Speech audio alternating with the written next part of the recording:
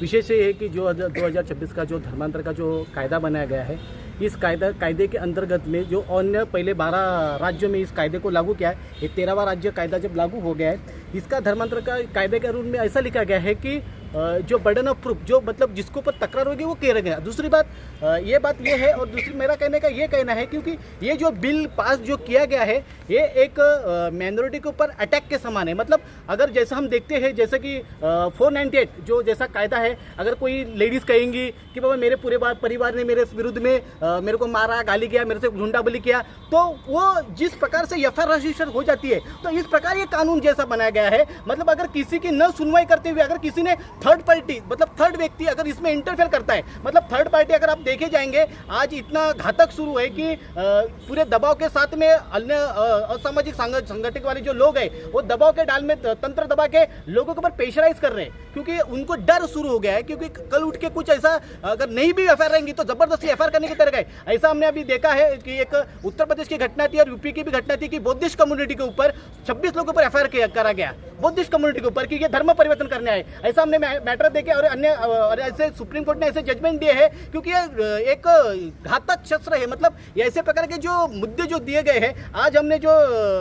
मुख्यमंत्री सचिवालय आज डेपुटेशन दिया है, हमने इसमें 19 लोगों को पत्र दे रहे हैं। इस पत्र में हमने पहले राष्ट्रपति को दिया है, क्योंकि राष्ट्रपति ने इन्होंने मंजूरी दी है। हम संवैधानिक राज्य में जी रहे हैं और संवैधानिक रीति में जो हमें अधिकार दिया गया है, संवैधानिक रीति से अनुच्छेद 14, अनुच्छेद 21, अनुच्छेद 25, जो धार्मिक की स्वतंत्रता, जीवन की सुरक्षता और समानता का अधिकार, इसका हनन हो रहा है। क्योंकि समानता का अगर कल ऐसे बताने जा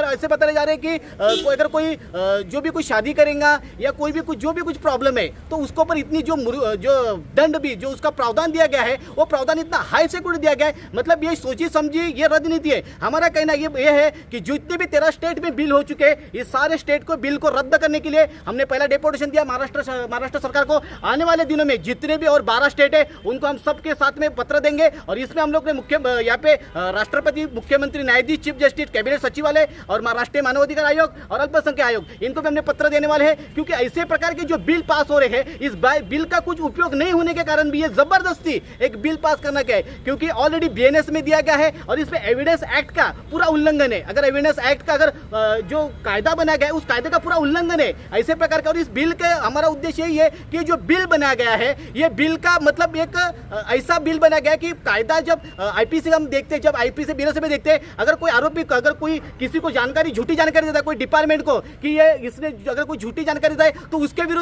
विरुद्ध में जो कृत्य किया है उसके विरुद्ध दंड किया जाता है। परंतु यह कायदा में कोई भी प्रकार का प्रावधान नहीं दिया गया है। मतलब इस प्रावधान में मतलब पूरा जो पावर दी गई है, ये आगे वाले पक्ष कर दिया है। मतलब मेरा कहना यह है कि अगर कोई भी धर्मांतरण करता है या कोई भी धर्मांतरण करता है, तो वो 18 साल के ऊपर ही रहता है और 18 साल के ऊपर व्यक्ति रहता है, उसको मेजोरिटी रहती है कि मुझे क्या बोलना है, मैं क्या कर रहा हूं, उसका अधिकार दिया गया है। इस बिल को जो धर्मांतर के नाम पे बता रहे हैं, ये जबरदस्ती थोपा हुआ एक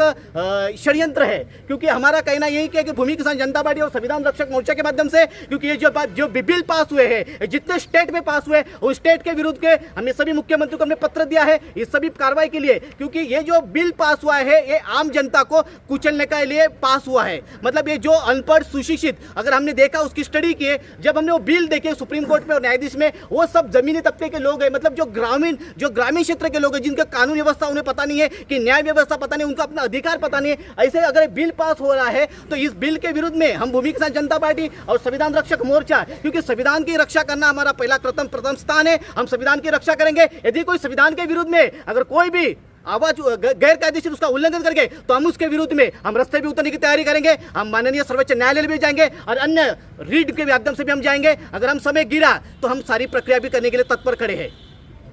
मेरा नाम मारुतराव गोरलेवार, महाराष्ट्र प्रदेश अध्यक्ष। वो कायदा जो मनुवादी सरकार ने जो कायदा बनाया है, वो सरकार हमें मंजूर नहीं है, वो कायदा ही मंजूर नहीं है। कायदे के अंतर्गत जो क्रिश्चियन कमेटी के लोग हैं, उनके लिए ऐसा कायदा बना है कि जहाँ भी प्रार्थना के लिए जाते लोग आ जाते अपने प्रार्थना करने के लिए, और वो बजरंग दल के लोग, इतर लोग उनके ऊपर में अटैक करके उनको पुलिस में लेके जाना, उनके साथ मारपीट करना, उनके साथ में गंभीर गुने दाखिल करना और जेल में डालना, ये संवैधानिक ठीक नहीं ना, ये नहीं होना चाहिए। इसलिए वो कायदा अपने पूरे देश भर से कायदा रद्द होना चाहिए, ऐसे हमारी भूमि किसान जनता पार्टी की तरफ से हमारी मांग है। जंतर मंतर पर आंदोलन की तैयारी, जंतर मंतर पे जाके आंदोलन करने की बहुत बड़ी हमारी तैयारी है। हमारा संगठन बहुत बड़े लेवल में अभी काम करना शुरू हो गया। जंतर मंतर पर जरूर जाएंगे। मैं नरेंद्र गेड़ाम पूरे राष्ट्रीय महासचिव हूँ। धर्मांतरण जो अधिनियम बिल 2024 जो आया है, हम भारत के संविधान का बहुत ही दिल से सम्मान करते हैं, क्योंकि संविधान सुरक्षित तो देश सुरक्षित, हम सब सुरक्षित। परंतु इन दिनों जो भी लोगों के हक और जो उनकी प्राइवेसी है, उनकी जो स्वतंत्रता है, उस स्वतंत्रता का उल्लंघन करने के निमित्त इस प्रकार के जो वारदात हो रहे हैं, क्योंकि बहुत सारे लोगों के केसेस आ रहे हैं कि भाई, जबकि पुलिस प्रशासन का काम है कि जो इस प्रकार का अगर असंवैधानिक काम लोगों के घरों में प्रार्थनापूर्वक हो रहा है तो पुलिस का काम है, लेकिन ये गुंडागर्दी करके लोगों के घरों में घुस के इस प्रकार का पुलिस के साथ में जाना, क्या मतलब पुलिस प्रशासन काम नहीं कर रही? मतलब मुझे ऐसा लगता है कि असंवैधानिक तरीके से काम करने वालों को सबसे ज़्यादा जागरूकता है कि लोगों के घरों में क्या हो रहा है, लोगों के घरों की प्राइवेसी को ढांकने का काम किया जा रहा है। लेकिन मैं इस बात पर विश्वास रखता हूँ कि हमारा पुलिस प्रशासन को सब कुछ मालूम है, लेकिन बेमतलब के बेबुनियाद लोगों के ऊपर में आरोप लगाए जा रहे हैं, ताकि इसके अंतर्गत लोगों के भीतर में कई प्रकार का भय उत्पन्न हो रहा है, क्योंकि लोगों के अंदर की जो स्वतंत्रता, जो अब तक बड़े आनंद के साथ में जो अपने संविधान के प्रति घमंड महसूस करते थे, वो संविधान के अंतर्गत लोगों के भीतर में अब कई प्रकार के इस प्रकार के बिल आने के कारण लोग अपने जीवन में निराश होते चले जा रहे हैं। क्योंकि ये बिल, हम ठीक है कि हम लोग सहमत हैं इस बिल के कारण, लेकिन बिल के अंतर्गत इस प्रकार के जो असंवैधानिक जो कारण लोगों के मध्य में उत्पन्न हो रहे हैं, वो लोगों के लिए मानवीय नहीं है, इंसानियत के तौर पर स्वीकार करने लायक नहीं है। अगला स्टेप क्या रहेगा? अगला स्टेप हमारा यह है कि अगर इस प्रकार की जो कार्रवाई के लिए हम लोग सब जगह डेपुटेशन दे रहे हैं, अगर सुनवाई नहीं होगी तो हम लोग धरना प्रदर्शन की तैयारी पर लगे हुए हैं।